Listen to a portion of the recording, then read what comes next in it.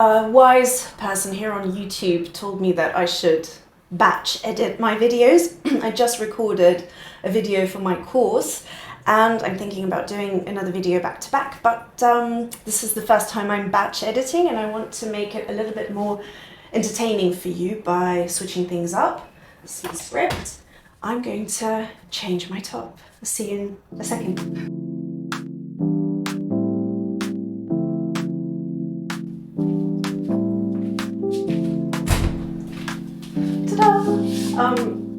I really switched things up and I'm wearing one of my favorite dresses, and appropriately so. I actually got this one from a swap last year and it's one of my favorite pieces, and because I'm going to be talking about something exciting, my no-buy year for 2025, I thought this made sense. So, my no-buy year. Why am I doing it?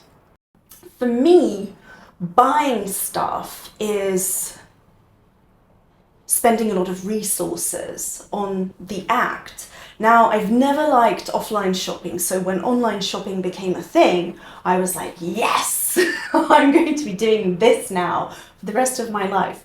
But to be honest, even that is really time-consuming and energy-consuming, because first you research, then you make a decision, and decision making is very energy effective. It takes up so much of our resource, you have no idea.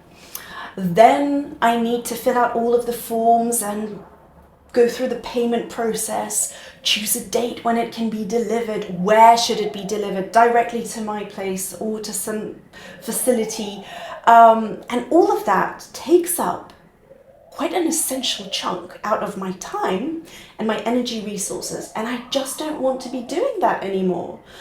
I want to free up that space, mental space and physical space, time, to do better things like art, for example. And I'm rounding up month one, because it's the end of January, of my no-buy year, feeling really invigorated. Rules. My rules aren't super strict. I'm not buying new clothes, new shoes, new accessories, basically no new stuff for me. What am I allowed to buy? So if I run out of an essential product that I need and I know I use on, say, a daily basis, then I can replace that. Like beauty products. Or maybe, I don't know, a pair of shoes went completely bust and I can't fix it. Then I can replace that. I can obviously buy clothes for my kid who's growing, but otherwise, maybe lay off it a bit. I'm lenient towards secondhand. So for example, if towards the middle or the end of the year, I feel like I haven't treated myself to anything at all, buying something pre-used, pre-loved secondhand or swapping feels like a good alternative to me, but not something that I'm doing constantly or every month. Just a sort of extra should I need something. So those are my rules, and so far it's been very easy sticking to them. But this is month one. What do I know? So yeah, January results. I loved this because my pajama pants, I noticed a tear on them. And previously what I would do is I would just very quickly dispose of them and order a new pair, because it's not that expensive and I wouldn't even think twice. But this time around I thought, this is a no-buy year. What else can I do? And I remembered that for ages I've wanted to try this beautiful Japanese technique called Sashiko mending, visible mending, and I just wanted to do it for the sake of doing it because it just looked like so much fun. And I did that and I loved it. I loved the whole process. I spent maybe an hour, maybe 2 hours doing it. It's my first attempt as well. I got to use my grandmother's tools. I kind of reconnected with her that way. It was very meditative. I felt like I was doing like patchwork art. It didn't feel it didn't upset me. I didn't feel like I was poor and had to mend things instead of buying something wonderful and new. Instead, I felt like I was creating something that never existed before. And I was really, really environmentally friendly because I didn't even have to buy a single thing for that Sashiko process. I used my grandmother's needle.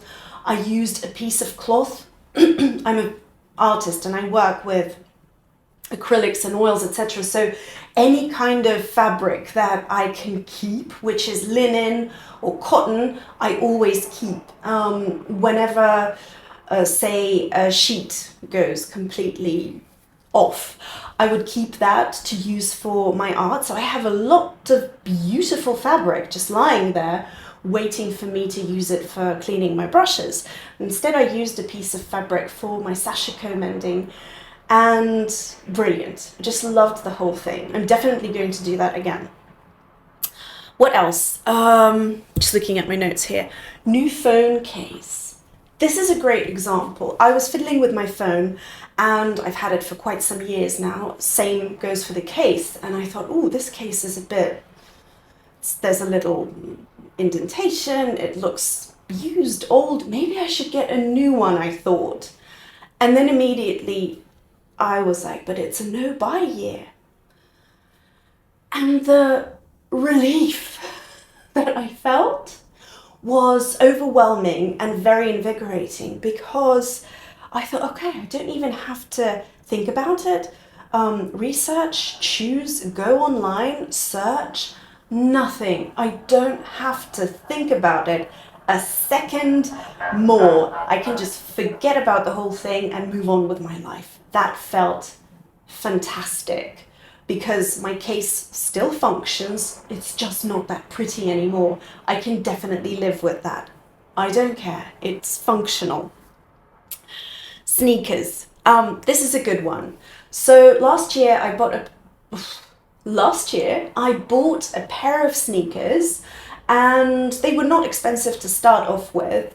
And I was very happy with that because as much as I love a fashionable shoe, I prefer my sneakers to be cheap because I don't want to think about them. They're on my feet. I want to be able to get them dirty, whatever.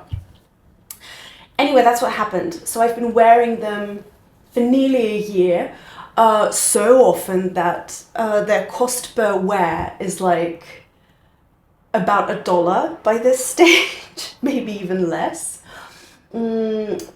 because I've digitized my whole wardrobe, and when I have the energy, I upload the looks, the clothes that I've been wearing that day, so it can count how much of an item I wear during the year and whether I should leave it or let go. That's also very, very handy. Anyway, sneakers dirty. Again, my first inclination was, well, they were cheap anyway, I should just replace them. And then I thought, well, before I do that, why don't I wash them in the washing machine, you know? I've done that before with my shoes and it works. So, and if I ruined them, then I could replace them, I thought. So I did that and they came out pretty clean, not perfectly clean. So I did some manual washing and they turned out great. They were absolutely fine and I was very happy with the results. I can definitely wear them for another year, at least another year, we'll see. Again, such a relief. Spent, I don't know, less than an hour on the whole process. Ended up with clean, functioning sneakers that I can still use without having to go through the whole process of choosing, ordering, receiving, etc. Oh, what a relief. What else does it say here on my list? Goodbye Extra. Goodbye Extra is an interesting one. It's a hashtag that I started on Instagram years ago, in 2016 basically. It's this system I use to go through all of my wardrobe to make sure that everything I use and wear gets to be worn. So twice a year at least, I go through every single item in my closet and I wear it at least once. And that way it's very easy to find out whether or not you actually use that or you think you use that. You're tricking yourself into thinking that that thing is functional when in reality it isn't. Now, I only exclude sort of party dresses and blazers and things that I need maybe once or twice a year, and that's their function. They are there to be worn once or twice a year. That's fine. I don't have many of those, but sometimes I need them for a night out. Otherwise, it is ridiculous how quickly, so I would wear something and then I would hang it back on the left side of my wardrobe. So if this is my wardrobe, I choose something from the right hand side, wear it all day and wash it, or maybe not wash it, but hang it back on the left hand side. Do you know what I mean? And it's incredible how quickly you go through all of the things that you're comfortable with and you wear a lot. And then towards the end of this challenge, the right hand side is like a mismatched curiosity cabinet where you're like, what do I wear this with? What is this thing? And usually it's stuff that's just that little bit tight, a little bit uncomfortable, was never comfortable to start off with in the first place. So I found a bunch of things that didn't fit me anymore, and I'm going to donate them or recycle, depending on their condition. And that was also very liberating. Also, I realized that, I have so many things. I don't have enough time in a year to wear everything I own. We got to this stage. But hey, I've been collecting, I'm very careful with my things, and I'm 40. So this is something that I have accumulated, not because I am a shopaholic, never was, but because I'm actually really careful with my stuff and it lives for ages. I own things that have now become vintage just by living with me for so long. Goodbye Extra has been a great way to connect with what I already own and to appreciate it a little bit more. So in conclusion, January went by very smoothly. I don't want to buy anything new. I have no urge to do so. The little urges that I've had, very quickly I reminded myself that I don't need these new items. I'm talking about the sneakers and the iPhone case. And yeah, I just realized that it's only like 11 more slots to go, 11 more months to go, and we'll see how that happens. Also, I'm recording this in the end of January, so there are at least 2 cold months ahead for us here up north. Will I have the time to wear all of my winter clothes? Do I need so many? Something to reflect on and to start thinking about my capsule for the warmer months, because we have an extreme temperature difference here. Very hot summers and very cold winters. Do I recommend a no-buy year? I have no clue. This is my first ever attempt at this and I'm only finished with month 1. So we will see how it goes, but so far I am absolutely loving it. In my free time, I've been doing art, I've been doing yoga, I've been exercising, I've been cooking a lot of delicious food, and really saving up space, mental space that I've been using for making decisions, for choosing. Using that for a purpose that serves me better at this stage. If you love shopping, if that's your thing, I mean, go for it. This is not something that it's not a cure for all, but for me, it's definitely something that I wanted to try. We'll see how it goes. Anyway, thank you so much for watching. Anna doesn't want to.